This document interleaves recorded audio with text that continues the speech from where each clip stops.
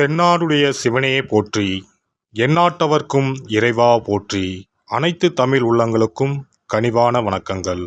நிகழும் மங்களகரமான விசுவாசு ஆண்டு பங்குனி மாதம் 18ஆம் நாள் புதன்கிழமை அன்று சதுர்தசி திதியில் உத்திரம் நட்சத்திரத்தில் விருத்தி நாமயோகத்தில் வணிசை கரணத்தில் அமிர்தயோகம் கூடிய நன்னாளில் இந்த மகத்தான ஏப்ரல் மாதம் பிறக்கிறது. 2026ஆம் ஆண்டின் 4வது மாதமான ஏப்ரல் மாதம் மிகவும் முக்கியத்துவம் வாய்ந்த மாதமாகும். இந்த மாதம் பல கிரக பெயர்ச்சிகள், சேர்க்கைகள், நட்சத்திர மாற்றங்கள் நிகழ இருக்கிறது. ஏப்ரல் மாதத்தின் முதல் வாரத்தில் செவ்வாய் பகவான் மீனராசிக்கு பெயர்ச்சியாகிறார். சூரியன், செவ்வாய் மற்றும் சனி ஆகிய கிரகங்கள் இணைந்து மங்களாதித்ய யோகம், திரிகிரக யோகம் உள்ளிட்ட யோகங்கள் உருவாக இருக்கிறது. அதே போல சுக்கிர பகவான் ஏப்ரல் மாத தொடக்கத்தில் மேசராசியில் பெயர்ச்சியடைகிறார். மாத இறுதியில் ரிஷபராசிக்குள் பிரவேசமாகிறார். புதன் பகவான் ஏப்ரல் 11ஆம் தேதி மீனராசிக்குள் நுழைந்து சதுர்கிரக யோகத்தை உருவாக்குகிறார். ஏப்ரல் 14ஆம் தேதி சூரிய பகவான் மேசராசிக்கு பெயர்ச்சியடைந்து சுக்கிரனுடன் இணைந்து சுக்கிராதித்ய யோகத்தை உருவாக்குகிறார். ஏப்ரல் 17ஆம் தேதி சனி பகவான் உத்திரட்டாதி நட்சத்திரத்தின் 3ஆம் பாதத்தில் பிரவேசிக்கிறார். ஏப்ரல் 30ஆம் தேதி புதன் பகவான் மேசராசிக்குள் நுழைய இருக்கிறார். இந்த கிரகங்களின் அமைப்பினால் உங்கள் வாழ்வில் ஏற்படக்கூடிய சுப மற்றும் அசுப பலன்கள் என்ன என்பதனையும், அசுப பலன்கள் ஏற்படுமாயின் ராசிக்காரர்கள் செல்ல வேண்டிய கோவில் மற்றும் செய்ய வேண்டிய பரிகாரம் என்ன என்பதனை பற்றியும் விரிவாக காண்போம். பிறக்கப் போகும் இம்மாதத்தில் உங்கள் வாழ்வில் வளமும் நலமும் செல்வ செழிப்பும் பெற்று வாழ்வின் உயரிய நிலையை அடைய எல்லாம் வல்ல எம்பெருமானை வேண்டி விரும்பி கேட்டுக்கொள்கிறேன். கும்பராசி அன்பர்களே, இந்த மாதம் பணவரவு திருப்தி தருவதாக இருக்கும். காரியங்கள் அனுகூலமாக முடியும். குடும்பத்தில் வசதி வாய்ப்புகள் பெருகும். வீட்டில் மகிழ்ச்சியும் நிம்மதியும் உண்டாகும். பெண்களால் நன்மைகள் உண்டாகும். புதிய ஆடை ஆபரணங்களின் சேர்க்கை உண்டாகும். கணவன் மனைவிக்கு இடையே அந்யோன்யம் அதிகரிக்கும். வாழ்க்கை துணை வழி உறவினர்கள் வகையில் எதிர்பார்த்த உதவிகள் கிடைக்கும். உறவினர்களால் நன்மைகள் ஏற்படும். குடும்ப தேவைகள் ஒவ்வொன்றாக நிறைவேறும். தந்தை வழியில் எதிர்பார்த்த காரியங்கள் அனுகூலமாக முடியும். பெண்களால் நன்மை உண்டாகும். அரசாங்க காரியங்கள் அனுகூலமாக முடியும். பூர்வீக சொத்து பிரச்சனையில் பொறுமையை கடைபிடிக்கவும். சிலருக்கு தடைப்பட்ட திருமணம் கைகூடி வரும். வீட்டில் சுப நிகழ்ச்சிகள் ஏற்பாடாகும். குடும்பத்துடன் கோவில்களுக்கு சென்று பிரார்த்தனைகளை நிறைவேற்றுவீர்கள். வெளியூர் பயணங்களின் போது கைப்பொருட்களை பத்திரமாக பார்த்து கொள்ளவும். அலுவலகத்தில் உற்சாகமாக செயல்படுவீர்கள். உங்கள் ஆலோசனைகள் நிர்வாகத்தினரால் ஏற்றுக்கொள்ளப்படும். மேல் அதிகாரிகளின் ஆதரவு உங்களுக்கு கிடைக்கும். சிலருக்கு பதவி உயர்வு, ஊதிய உயர்வு போன்ற சலுகைகள் கிடைப்பதற்கான வாய்ப்பு உண்டு.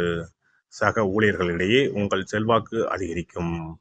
தொழில் மற்றும் வியாபாரத்தில் லாபம் அதிகமாக கிடைக்கும். சக போட்டியாளர்களின் மறைமுக எதிர்ப்புகளை முறியடிப்பீர்கள். பங்குதாரர்களுடன் இணக்கமான சூழ்நிலை ஏற்படும். ஆனாலும் வியாபாரத்தை விரிவுபடுத்தவோ அல்லது புதிய முதலீடு செய்வதையோ கண்டிப்பாக தவிர்க்கவும். குடும்பத்தை நிர்வகிக்கும் பெண்களுக்கு மகிழ்ச்சி தரும் மாதமாக இருக்கும். குடும்பத்தில் உங்கள் ஆலோசனைகள் மற்றவர்களால் ஏற்றுக்கொள்ளப்படும். உறவினர்களும் உங்களுக்கு உதவியாக இருப்பார்கள். அக்கம் பக்கத்தில் இருப்பவர்களால் அனுகூலம் உண்டாகும். வேலைக்கு செல்லும் பெண்களுக்கு எதிர்பார்த்த சலுகைகள் கிடைக்கும். வியாழக்கிழமைகளில் ஆஞ்சநேயருக்கு துளசி தளத்தால் அர்ச்சனை செய்து வழிபடுவதும் மகான்களை தரிசிப்பதும் நன்மையை தரும். ஒரு முறையாவது குலதெய்வத்தையும் இஷ்ட தெய்வத்தையும் ஒரே நாளில் சென்று தரிசித்து வாருங்கள். கடன் பிரச்சனைகள் தீரும். குடும்பத்தில் மகிழ்ச்சி நிலவும். மன நிம்மதி உண்டாகும். சிறப்பு தொகுப்பு. கண் திருஷ்டிகள் அகன்று தடைப்பட்டு கொண்டிருக்கும் காரியங்கள் நிறைவேற செய்ய வேண்டிய பரிகாரம் என்ன என்பதனை பற்றி காண்போம். வாழ்க்கையில் நல்ல நிலையில் இருந்தவர்கள் கூட திடீரென்று பொருளாதாரம் இழந்து மன கஷ்டங்களுடன் வாழும் நிலை ஏற்படும். இந்த நிலை எதனால் ஏற்பட்டது என்று ஆராய்ந்து பார்த்தால் பெரும்பாலும் அவர்களின் மீதான கண் திருஷ்டிதான் காரணமாக இருக்கும். கல்லடி பட்டாலும் கண்ணடி படக்கூடாது என்று சொல்வார்கள் அல்லவா? அது உண்மைதான். இது போன்ற பிறரின் பொறாமை கொண்ட கண் திருஷ்டியினால் பலரின் வாழ்க்கை சிரமத்திற்கு ஆளாக நேரிடும். இது போன்ற கண் திருஷ்டிகளிலிருந்து எப்படி தப்பிப்பது? இருக்கவே இருக்கிறது எளிதாக கிடைக்கும் ஊமத்தஞ்செடி. தெய்வ சக்தி நிறைந்த செடியாக கருதப்படும் ஊமத்தஞ்செடியின் காய், பூ, இலைகள் என அனைத்தும் தீய சக்திகள் விரட்ட பரிகாரத்துக்கு பயன்படுகிறது. பொதுவாக ஊமத்தம் காய்க்கு கெடுதலை அகற்றக்கூடிய சக்தி உண்டு. நம் வீட்டில் உள்ள எதிர்மறை சக்தியை அகற்றுவதற்கு ஊமத்தங்காய் தீபம் சிறந்த பரிகாரமாகிறது. தெய்வீக மகத்துவம் நிறைந்த ஊமத்தங்காய் மற்றும் பூவையும் எடுத்துக்கொள்ளுங்கள். வீட்டுக்கு அருகில் இல்லை என்றால் நாட்டு மருந்து கடைகளில் கிடைக்கும். இந்த 2 பொருட்களையும் மஞ்சள் தண்ணீரை கொண்டு நன்றாக கழுவி விடுங்கள்.